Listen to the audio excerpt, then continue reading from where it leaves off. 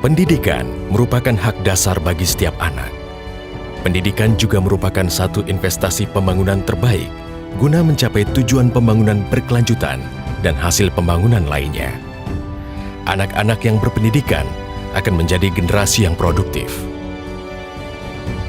Pendidikan menjadi dasar dari pertumbuhan, stabilitas, kesetaraan, dan kuatnya hubungan di dalam masyarakat.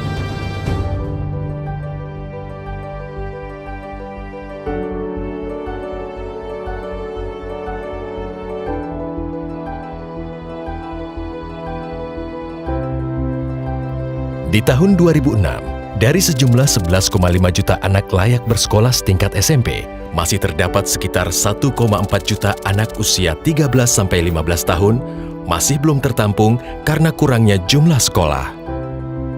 Salah satu tugas kami adalah menuntaskan wajib belajar 9 tahun.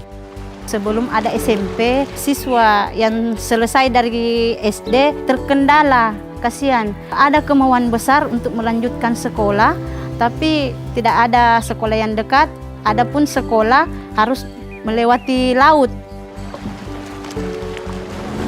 Sementara ini kan program wajib belajar 9 tahun sebenarnya sudah lama. Karena tidak adanya bangunan SMP ini, itu tidak bisa berjalan. Pada saat program ini diluncurkan, masih ada 297 kabupaten yang APK-nya di bawah 95%. Dan kalau kita lihat kenaikan pada saat sekarang ini, tinggal 65 kabupaten kota yang APK-nya di bawah 95%.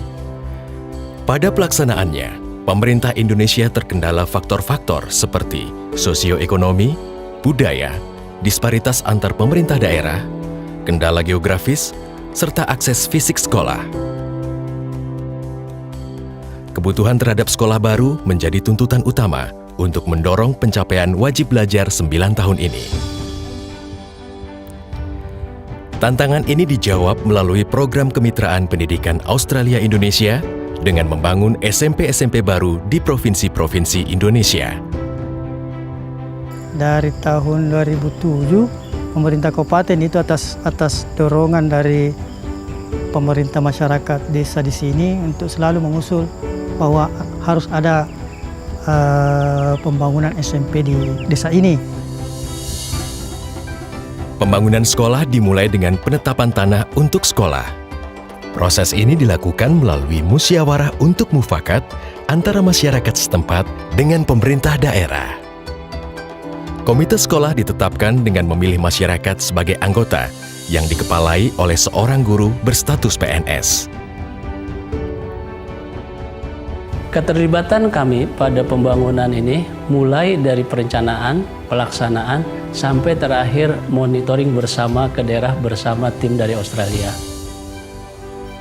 Komite sekolah melibatkan masyarakat setempat, mulai dari perencanaan hingga pelaksanaan, serta mengawal keseluruhan proses konstruksi sekolah. Bahkan tukang bangunan pun diupayakan didapat dari masyarakat setempat. Dengan pelibatan ini, diharapkan terjadi nilai tambah dari, oleh, dan untuk masyarakat. Untuk melengkapi pengetahuan teknis komite yang merupakan masyarakat awam, maka mereka pun dibekali dengan pelatihan teknis. Kementerian menyiapkan desain prototipe dan konsultan konstruksi mendampingi komite dalam pembangunannya. Proses pembangunan sekolah diperkuat dengan adanya field monitor yang ditempatkan untuk mengawal kualitas konstruksi secara lebih independen.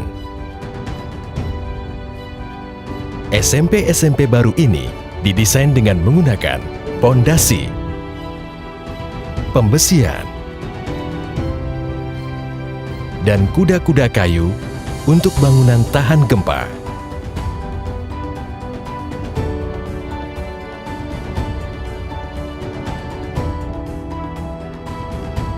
Saluran pengaduan masyarakat disediakan. Apabila terjadi masalah, masyarakat bisa melapor melalui SMS, email, surat, atau datang langsung ke kantor Direktorat Pembinaan SMP Kemendikbud Jakarta. Hal ini menunjukkan bahwa pengelolaan sekolah mengedepankan transparansi dan akutabilitas publik. Pemeliharaan berkala sangat penting dilakukan untuk menjaga aset sekolah tetap baik dalam jangka panjang. Sekolah yang dibangun atas kerjasama Australia dan Indonesia adalah sekolah-sekolah yang inklusif, dilengkapi dengan fasilitas bagi penyandang disabilitas.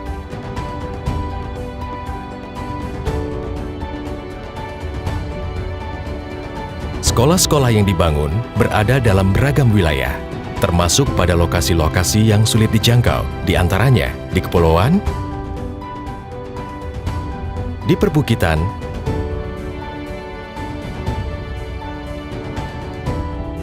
dan di dataran.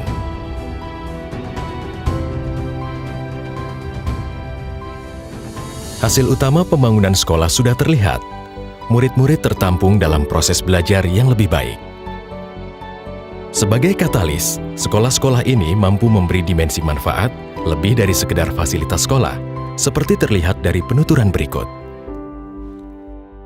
Sekolah ini didirikan, banyak perubahan yang terjadi di masyarakat, di mana angka dropout-nya semakin ditekan. Hal itu dibuktikan dengan tidak ditemukannya siswa-siswa atau anak-anak yang usia sekolah yang berdagang di pinggir jalan. Dengan adanya SMP ini sudah tidak ada yang namanya itu pernikahan dini. Begitu selesai SD langsung dinikahkan. Bahagia sekali karena sekolahnya sangat dekat dibandingkan kami dulu sekolah di bawah dengan jaraknya 3 km dengan jalan kaki lagi. Sebuah fenomena yang lebih unik terlihat setelah pembangunan SMP 4 Sinjai Barat. Seorang bapak yang merupakan warga desa tetangga meniru rancang bangun sekolah untuk membangun rumahnya sendiri. Ternyata desa-desa lain pun tertarik. Di mana kamu ambil dasar ini sehingga kamu bisa bikin begini? Jadi saya bilang saya ambil dasar dari sana, dari sekolah. Kemudian dasarnya yang bantu saya ternyata juga yang kerja di sana, Bu. Mungkin 3 kali lipat, Bu, kekuatannya lebih kuat. Peta sebaran ini untuk menggambarkan sebaran pembangunan sekolah dari program kemitraan pendidikan yang telah dibangun sejak tahun 2006 hingga 2016. Angka yang ditampilkan merupakan jumlah keseluruhan sekolah yang dibangun di setiap provinsi. Di akhir program, jumlah anak yang belum bersekolah turun 84%. Warga Pulau Lamputan sangat-sangat bergembira. Mengapa? Karena adanya bangunan SMP di pulaunya. Saya atas nama pemerintah Indonesia mengucapkan terima kasih kepada pemerintah Australia yang telah memberi bantuan kepada kami, khususnya bagi anak-anak 13-15 di jenjang sekolah menengah pertama. Terima kasih sudah membangun sekolah untuk kami. Saya pengen membangkitkan bangsa ini menuju masa depan yang lebih baik. Seperti pepatah mengatakan, siapa lagi yang akan membangkitkan bangsa ini kalau bukan kita sebagai generasi penerus. Oleh karena itu, janganlah sekali-kali kita menyerah sebelum bertanding.